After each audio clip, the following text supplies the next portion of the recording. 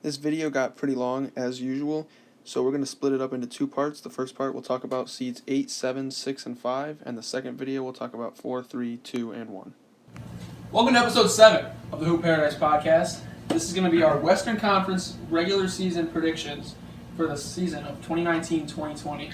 This video promises to be a good one because we're going to be talking about each Western Conference team that's going to make the playoffs in order, 8-1, and some of the free agency moves that each team made this summer and how it's going to help each team. So I'm Ryan Saragi, this is my co-host. Mo, Atal. And we were very excited to give this video.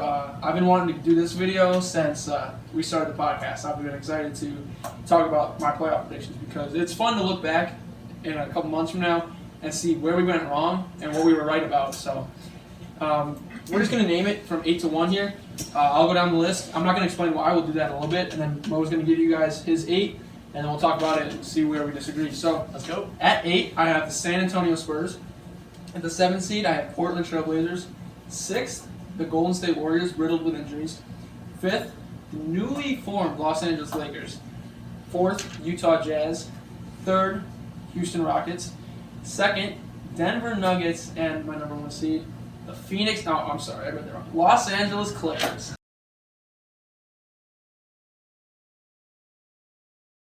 Sorry to do that to you. How about you, Mo? What is your top 8 in the Western Conference? Mine starts the same as yours. Number 8, the Spurs. Number 7, Portland Trailblazers. Of course. Number 6, the Utah Jazz. Yeah. Number 5, the Golden State Warriors. Wow, it sounds weird saying that. Number 4, Shout out Sashi. the Lakers. And number 3, the Los Angeles Clippers. Number 2, the Denver Nuggets. And number 1, shout out to Batanga, the Houston Rockets.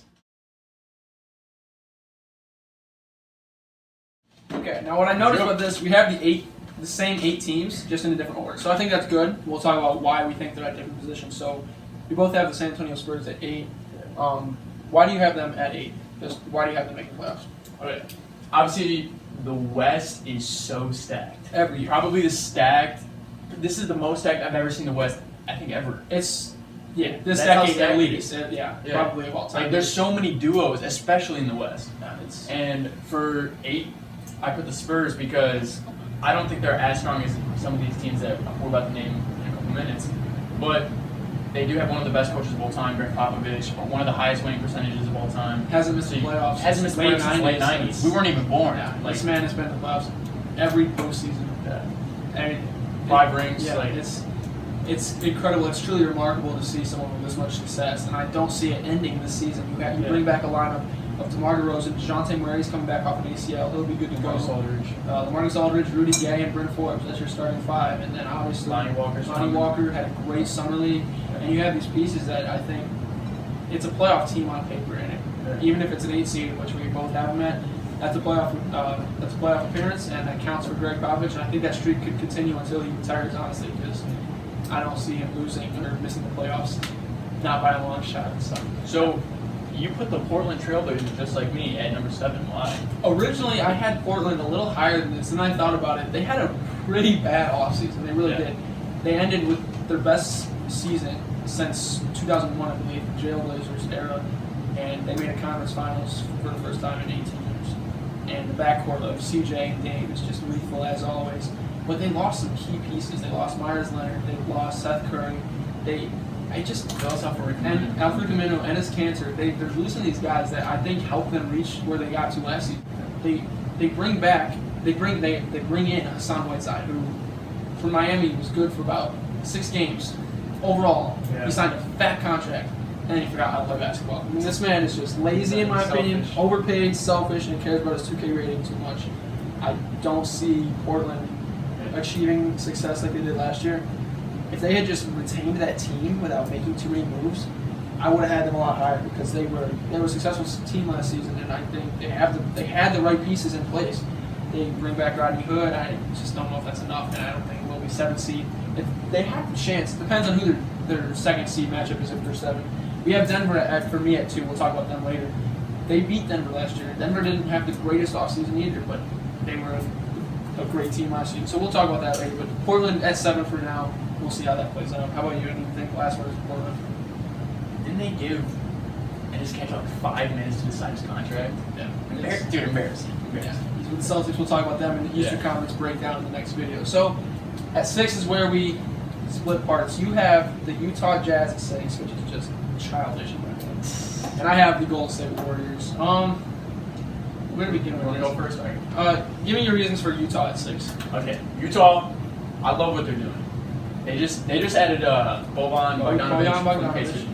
They just added Mac 11 from the Grizzlies, and that's amazing. I think they're gonna be really good, and I hope they prove me wrong and they're not 6. I hope they're 4th. I hope they're 3rd. It's just like there's so many other superstars that are joining together, like LeBron and AD, Russell Westbrook and James Harden. That they're just better than the Jazz, I think, in all. That's why I can't. I'm not going to break down my reason for the Jazz higher right now. I'll get to that when I get to them. For me personally, I have Golden State this low because Klay Thompson won't be with you guys until February at the earliest, and that is just a key piece of the offense. You can notice while Steph's out there, that's great. He's performing for you. He's giving you great numbers, and I think he's going to be an MVP candidate this year. I truly do. But in this Western Conference, if you don't have that duo, Golden State doesn't have. I mean, D'Lo is great, but I don't know if him and Curry are considered like a duo. Not yet. I mean, you lose Kevin Durant, you lose Andre Iguodala, you lose Sean Livingston, you lose Quinn Cook. All these guys are gone. You lose Boogie, and you bring back Willie Cauley-Stein, which is you bring him in. That's great. He's a great pick. They're not trying to bring him back. I'm sorry, they didn't have him, but I just don't. It's not the strongest lineup the Warriors have had in recent years, and in this Western Conference, until you kick Klay Thompson back, then this is a playoff team for sure. Golden State is built for the playoffs. They're not a regular season team this year, in my opinion. I think they're going to struggle in the regular season to win on a nightly basis. When playoffs are over, that coaching staff, that player, that lineup, I mean, it's just going to be, they're going to be ready to go in the playoffs. And I think that's why I have them so low now, is because I think they can do damage in the future. I have GSW at 5th because Steph Curry. You know how many times I've doubted Steph Curry and he's proven me wrong. You know how many times I've wrong in Game 6 of Okay, 2019 but this isn't the play. This isn't a playoff Game on video. the This is line. just a regular season Okay, video. okay. I don't even like the Warriors, right? I don't like the Warriors at all. But like, you know how many times I've doubted D'Lo, I've doubted Curry, and they've always shown up. And then, like you said, Klay Thompson's coming back in February, and let's say they're struggling, they're gonna have Klay Thompson healthy, and they still have Draymond. Like, that team is still very good. That team is, and they got D'Lo, and D'Lo's like one of the. When Klay Thompson comes back, what do you do with D'Lo? They could do whatever they want. You with can it. They could bring keep him D'Lo on off the the bench. They bench. could put him on the I don't like bench. that, They could though. start him. They could let Klay sit for a little until like. Maybe you move Klay to the 3. Yeah, or move Klay to the 3. Play 2. I don't know how that's going. You're right though. They still have a lot of. They good, do have a lot of. They got. But this Western a lot of Conference firepower. is just ridiculous. So they're going to be a lower seed than they've been in the past for sure. It's not even a question at this point. So the 5th seed. Who do you have in the 5th seed? For my 5th seed, I have the Los Angeles Lakers. Now, don't get me wrong. This team is a Western Conference Finals contender. It's not even close. They're going to be up there with the best teams in the West. Now, this is a regular season video. Do not forget that. LeBron James will not be playing all 82 games. There will be games where he rests. There will be games where he does not go his hardest.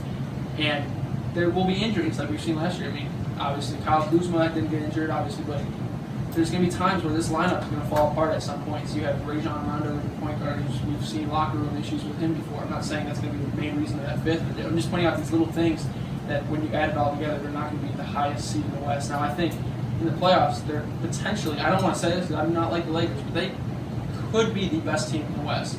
But I just don't see regular season-wise, they're not going to bring it every night because they know no matter how they end up in the regular season, they're going to get a good spot in the playoffs. They're going to run through the playoffs until they meet a tough opponent like the Clippers. I think that's the only team that could stop them, other than Utah. And I'll talk about Utah in a second. Lake Show.